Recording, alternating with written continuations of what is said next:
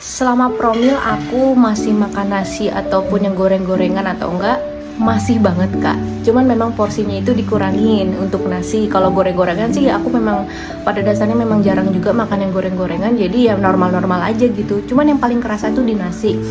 Aku memang nasi bener-bener udah 3 tahun terakhir itu bener-bener sedikit banget, kayak nasi kucing lah, kayak bisa dibilang gitu. Karena jujur dari dokternya juga nggak meminta aku untuk nurunin berat badan, karena kasus aku itu bukan PCOS yang dilihat dari kelebihan berat badan, berjerawat pun enggak.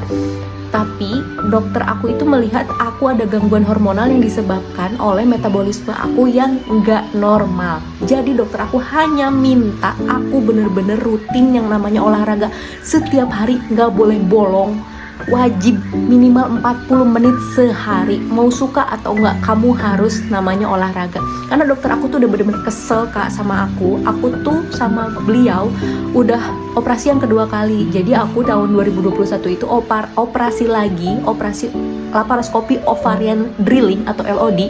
Kalau misalkan kakak mau tahu operasi apa itu, nanti di video selanjutnya akan aku jelasin ya. Tapi itu operasi kedua, yang mana aku 2017 udah ngelakuin sama profesor yang sama. Jadi pas aku datang lagi di tahun 2021, yang ada dia marah dan bener-bener ngancam aku, kalau kamu dalam 6 bulan gak hamil setelah operasi ini, kamu gak usah datang lagi ke saya, karena kamu yang gak bener dalam melakukan proses yang saya anjurkan. Nah, selama 6 bulan yang dokter aku kasih itu, aku bener-bener bandel, masih bandel aja. 4 bulan pertama tuh aku masih bandel, 4 bulan setelah operasi itu aku tetap bandel, gak ngejalanin apa yang dokter aku suruh, olahraga masih bolong-bolong. Tapi sisa 2 bulan menuju ke 6 bulan itu, aku benar-benar mikir, kalau misalkan aku nggak nurutin apa yang dokter aku bilang, itu dokter udah profesor, udah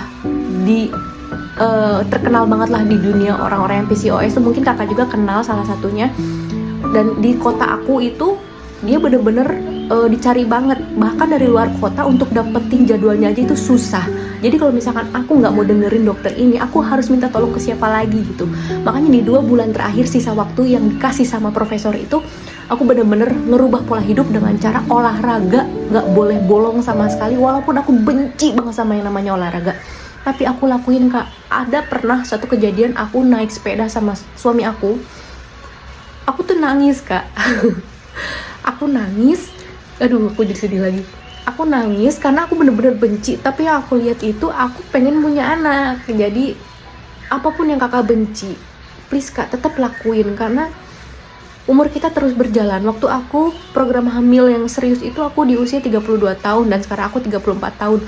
Untuk usia perempuan di 32 tahun itu jumlah cadangan sel telurnya itu bener-bener berkurang drastis setiap tahunnya, itu sekitar 10%-an kak, kata dokter aku.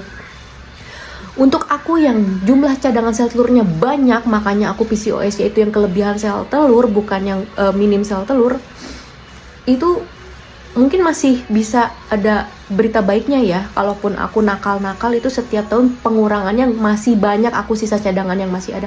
Tapi mau sampai kapan gitu kalau misalkan akunya nggak sadar diri, terus aja ngebuang-buang waktu, mau sampai kapan aku kayak gitu. Dengan aku mulai hidup sehat dari sekarang aja, aku nggak pernah tahu kapan dikasih sama Allah untuk bisa hamil dan punya anak gitu. Apalagi kalau aku nggak bener untuk melakukan semua treatment yang dikasih sama dokter, semua ikhtiar yang harus aku lakuin gitu. Jadi menurut aku kalau misalkan kakak diminta sama dokter harus apa, mending bener-bener ikutin kak. Jangan sampai kayak aku yang udah buang-buang waktu selama 7 tahun sampai harus melalui berbagai operasi yang gak ada gunanya karena aku gak ngerubah pola hidup. Daripada kakak nyesel, lebih baik please nurut aja kata dokternya. Semoga kakak tahun ini tercapai semua yang kakak inginkan. Kakak bisa hamil garis 2 dan kehamilannya sehat sampai bayinya lahir normal sempurna ya kak. Semangat!